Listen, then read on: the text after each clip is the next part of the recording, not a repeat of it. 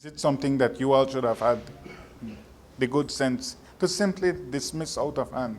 These people weren't serious. They did not have a title for the property. If it say we own Sandborough Key. Yeah, but Jules, I don't know what you mean by dismiss out of hand. We sent them, in a way, I would not say sent them packing, but we sent them and said, come back to us when you have A, B, C, and D. And they never came back with A, B, C, and D. And that's where it languished. But at the same time, they continued to use the blue hole. They enlisted ministers in your cabinet, the cabinet where you sit. They enlisted the Prime Minister's wife to bolster this fraudulent cause. Well, I don't know if hindsight is 20/20 vision, and you can look back and say they enlisted. Certainly never enlisted me. But the fact of the matter is those who are in the so-called formative years of the project. But Jules, you know these things happen, and there's a lot of grandiose, big-time schemes running around with big money.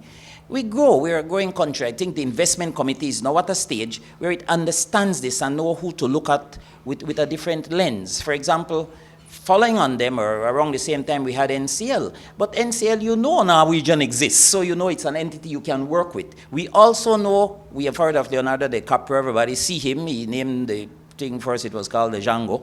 That was a famous movie, I think everybody will know. And so you can know that there's some substance there.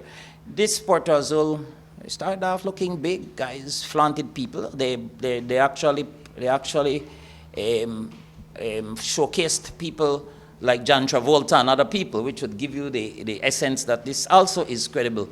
But as I said, at the investment committee, we simply said bring A, B, C, and D. A, B, C, and D never came, and so that's where it was for me.